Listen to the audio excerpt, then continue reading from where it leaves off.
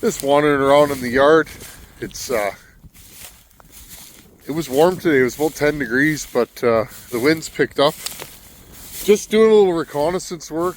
I got to get back on it here, and I got to start doing some more tree work in the yard here. In the name of trying to keep what tree line we have left. Well, I'll show you guys. We're on the south side of the property, and it's pretty ravaged over here. I'll show you guys. Here's the south side.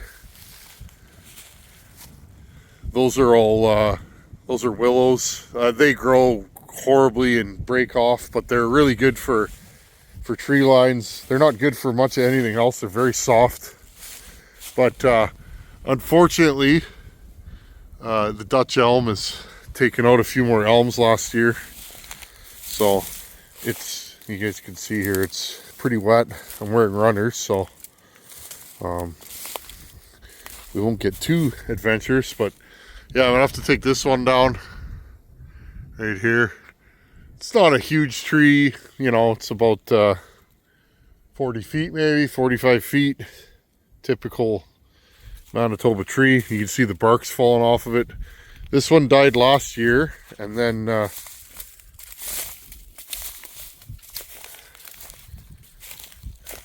this one's still good. That's actually an ash tree. That's why it's still alive.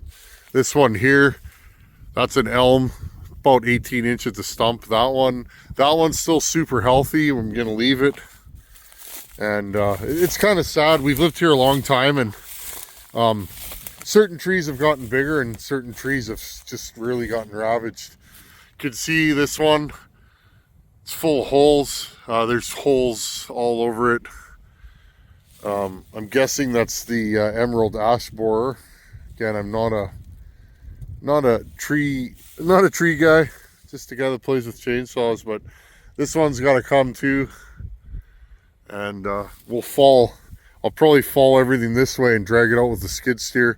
Timing is of the essence. The ground is still frozen, so if I'm going to do this, I'm going to do it soon. I'll put rubber boots on, and I'm probably going to thin a lot of these. The bark's falling off of them. I may just come in and cut this whole section out. Whoa. We still have a little bit of tree line. You can see this one's broken off. These willows, they break off and just regrow. Like they never stop. And then there's this one here. Probably going to take that one too. You can see more than half of it's dead. That one's about 20 inches a stump. Decent size. It's a shame. I really like these trees, but all good things must come to an end. And I still have some nice ash on the other side of the property. I think what we're gonna do this year is I need firewood, and I mean I don't have a lot of trees on this property. I have a lot more than most people, but I need firewood, and I also, sorry friends, I'm just trying to keep my feet dry. Yeah, I need firewood, and I need to thin out the property. So let's take you guys for a little walk here. Probably gonna go in and not probably, I'm gonna go in and I'll show you guys again. Clear out some of these snags in here. This guy here is looking a little thin. I may leave him for a year. You can see he's dead halfway up. Thin him out and give this guy a chance to breathe, and then there's a smaller one growing there. Basically what's going on is this forest is swallowing itself, and it needs to be thinned in certain areas. This back corner is pretty overgrown, and then this section here is horrendous. There's so much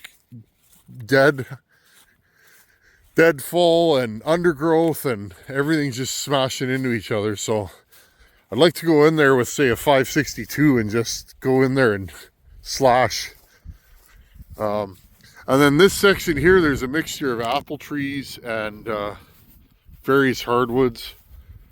There's ash and elm in there. And then in the back corner here, in the far corner, there's a big American elm tree that's leaning hard. I think it's got some root rot going on. So we're gonna have to fall that. There's 4 nice trees around it, and I want to try and fall it, even if I have to snag it a little. I want to try and fall it and keep it alive. But anyhow, just a little showing you guys what's going on in my world. Springtime, gonna pull the mower out soon. Service my trailer. Got a motorcycle coming, so we got lots on the go. Got to service the Power Stroke. Also have to decide what I'm bringing to Buckenstock saw-wise. My plan is to drive there and bring a bunch of saws. Who knows? I might even leave some there, or who knows what I'm going to do. Might bring some cylinders and, you know, whatever. We'll see, friends. But let's go into the shop. 2100's all clean. Let's get some work done on that. I don't know what we're doing tonight, but we're going to do something. See you guys in the shop. Okay, we're at the bench. Sun's going down. It's starting to get a little chilly in here, but I'm just happy. It's spring. I love spring. And spring means summer is right around the corner. Okay, we got our assembled cases. We built those in the last video. I'm putting all these in a playlist again, so if you missed any of them, or you buy one of these and you want to go through it end to end, I'll have a playlist showing this whole build. Okay, we machined off 63 thousandths. And the way I came up with that is I put the wrist pin in this piston and in the new piston, put this piston on a flat surface, and I measured from crown to crown, and the difference was 63 thousandths. Now, that doesn't mean that's exactly where we're going to put this, but I needed a starting point because the solder I have is only so thick. Okay, I'm going to drop 2 bolts in here. Okay, we'll just start with 2 for now. I'm going to drop this on. Now, a couple little things. And again, I like to show you guys kind of what my brain's thinking. Look how clean the cylinder is now. There is no mung on it almost. Couple hours in the ultrasonic, and she's clean. She's real clean. I love that thing. That is money well spent. And no, I didn't take a freebie. Whatever company that is that makes those offered me. Friends, I don't really ever take freebies. Not, you know, and when I say freebie, pay to play, you put this on your channel and tell everybody how good it is. I don't do that, friends. Okay, so I have the clutch on here. No, if I'm going to try something, I usually buy it because it's just a better deal. Okay, I got the clutch on here. Nothing's hitting, and I knew it wouldn't because, of course, we used the piston that was in here. I'm just going to take my solder and I'll just break it right here. Let's kind of see where we're at. Okay, now measure this in all directions if you want to be real careful. I'm just measuring it from the front. I always do it that way on video. Okay, now I can already tell, I don't know if you guys can see, that's the squish band, that little divot there. Okay, and that's going to be our tightest spot.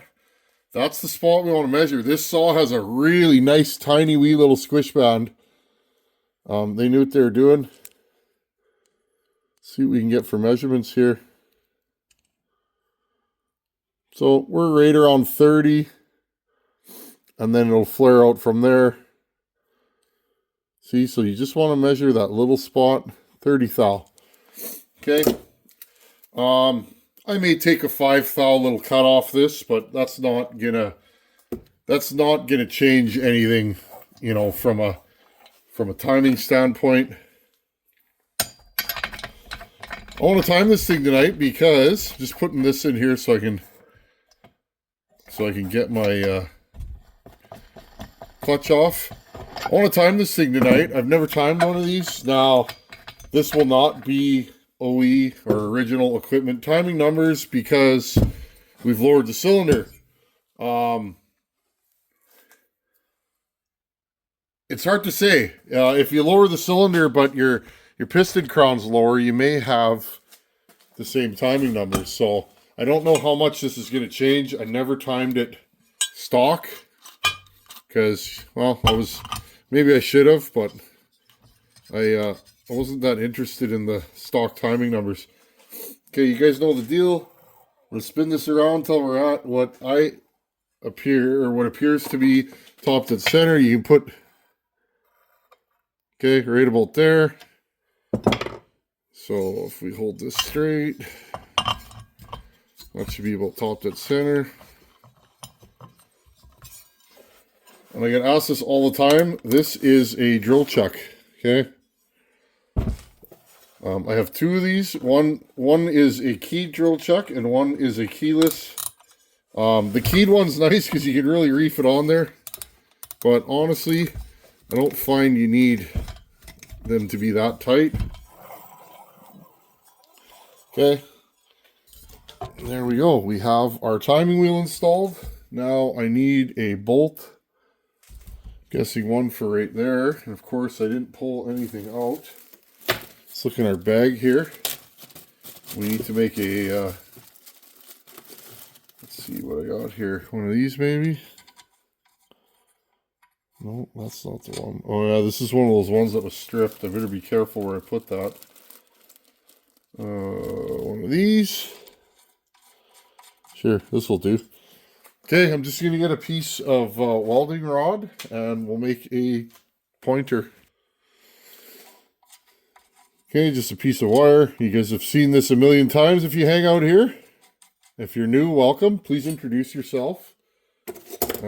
We got a good group here. There's some fine ladies and gentlemen that hang out on this channel. And it's been that way for a long time. I've had such a good group of people.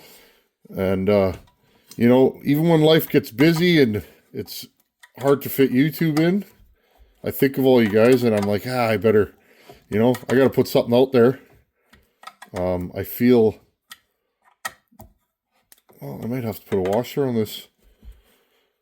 You know, I would never want to let you guys down by, you know, disappearing or something like that. Yeah, I'm going to undo this and put a washer on here. I'll just pause you guys. Okay. Got our pointer on there. Yes, there's a little run out in my wheel. Doesn't really seem to ever matter. As long as you can recreate the numbers. It doesn't matter what numbers you see. It really doesn't. As long as, so I got my timing stop in there. Okay, 61. See if we can angle this in a way that you guys can see. There you go, 61. And 40. Hold on, I'm gonna straighten this out a little bit. 45, 6, 7, and 61. Okay, we'll just put it back to 61. So 60 and 47. So the difference between 60 and 47 is 13 degrees. So I need to move this wheel half of 13 degrees, which is 7.5. Okay.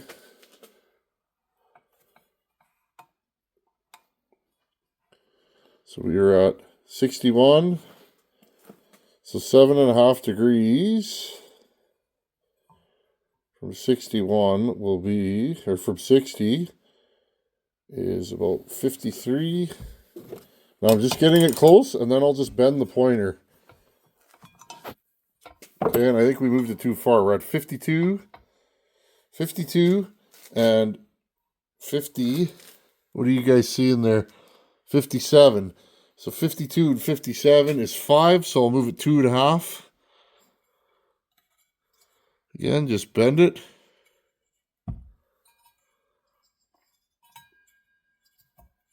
We'll put it about 55 and see what we get. 54.5. 53.5, so I gotta move it about a half a degree. Not the best pointer I've ever made. Okay, 54 and 54.5. Okay, so it's real close. Move it about a half a degree. So it's in between 53 and 54. In between 53 and 54. If it does it the same, okay, in between 53 and 54, we're zeroed. Okay. Now I'm going to grab a flashlight and let's time this thing. Okay, I got the flashlight out. What I'll try to do here, folks, is I'll try and prop you guys up on something. On a Farmer Tech box. How about that? That's high tech. Okay. Okay, and all I do is I take my flashlight, turn it on, shine it through the port. Okay. You guys see that ray of light right here? You can see it. Hold on, I'm going to pause you and film a little bit higher. Okay, right there. That ray of light. Open, close. Oh, this is perfect. You can see it.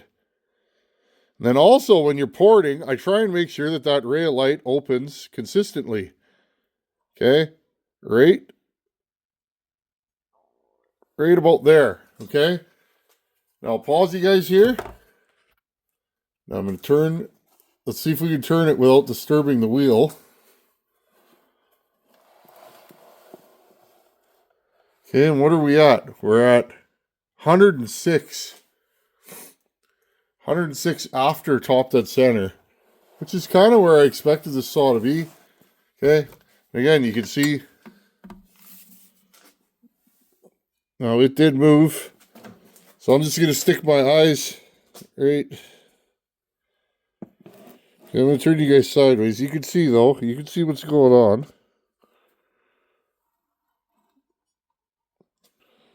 Okay, right there. I think we're at 105. Right there. 104 after top dead center. Okay. So our exhaust is 104 after top dead center. I'm going to write it down here.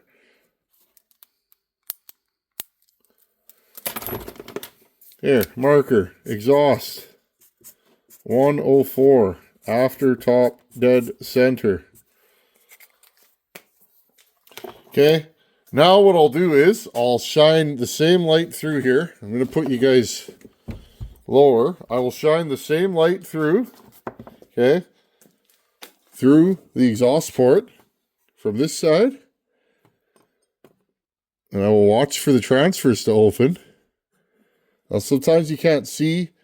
I always do it this way on film so that you guys can get an idea.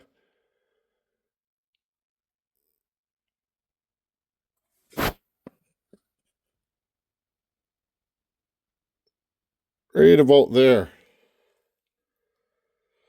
125 is what my wheel's telling me, okay? 125 after top dead center is what my wheel's telling me, okay? And I'll write it down. Transfers 125 after top dead center. And again, reconfirm the exhaust just because I'm in that kind of mood. Exhaust opens.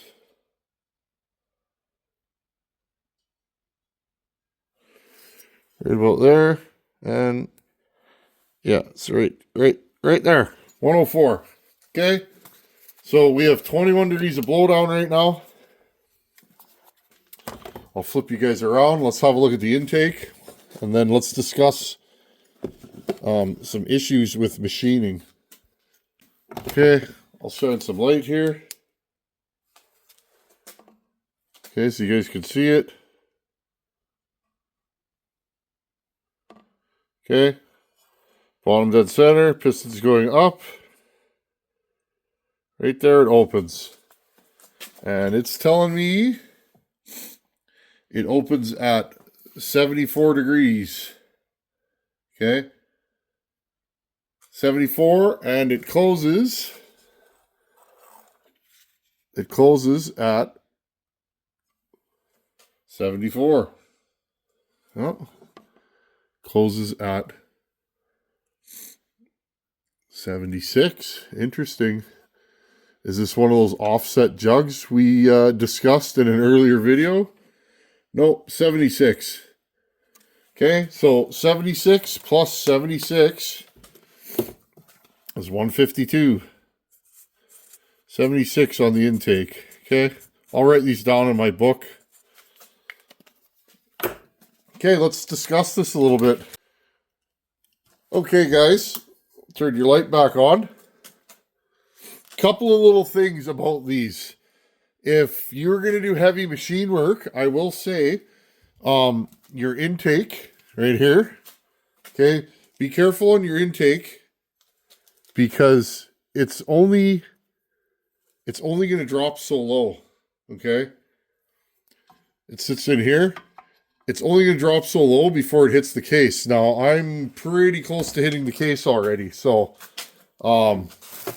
just be aware. I dropped this 60 thou. That's about as far as you can go. So if you did want to port the cylinder, or you wanted to cut a dome or do machine work to the combustion chamber, I'd recommend you find the correct piston. Because that way you could lower it 60 thou, say, and cut a big pop-up or whatever you want to do, and you wouldn't have clearance issues. Okay, so that's one thing I will mention on these is just be careful because you can only drop it so far. So 104 exhaust, 125 transfers, and 76 intake. What am I going to do with this? Well, I'm probably going to open up the transfers, upper and lower. I'm not super happy. The upper transfers are kind of flat and they're very small. I'd like to open them up and flow them quite a bit. And then the lower transfers are really small in this saw. I know that's one point of conjecture. I get it all the time. I like big lower transfers. I love the way the saws are on. They just get super angry. And with that, because we're going to open the lower transfers and flow the piston, our case capacity will increase. Okay, but remember, I've lowered this cylinder about that much, so we've lost that much case capacity if you take that out of the transfers. Okay, when you lower the cylinder, you lower the case capacity. So we can regain some of that with transfer work, and we can also regain some case pressure by opening the intake longer. So my intake is 152 total duration or 76, depending on how you want to measure it. I think I'm going to go like 156, 158. These big saws can usually take a lot of intake timing. Transfers, they're at 125. They're probably going to open at about 123 when I'm done. And exhaust, I'll probably put around 100. I think on this saw. 100, 102, somewhere around there. 20 degrees of blowdown I'd be happy with. I'd also be happy with 25 degrees of blowdown. So I'll ponder it for the night, but that's what we're up to.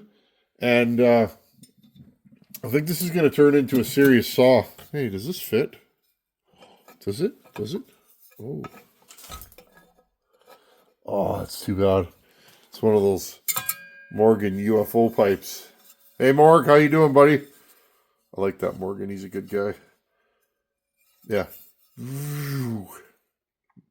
By far the most beautiful pipe in the business. I think it's like a piece of artwork. But anyhow, friends, we'll leave this where it's at. I'm sure this video's long enough. Thanks for coming to hang out, and we'll just continue on our mission. Vintage 2101 XP. These are monster stock. You can stick your knee in this thing on the stump, stick your knee and just let it pull, and it'll pull chain. Ported, it's going to be pretty silly. So I think I'm going to leave it the way it is. I probably will even leave the squish the way it is because I don't honestly think 2 or 3 thousandths is going to make a difference on anything. And we'll leave it at that. Anyhow, friends, thanks for watching. Take her easy. I'll see you in a few days. Later.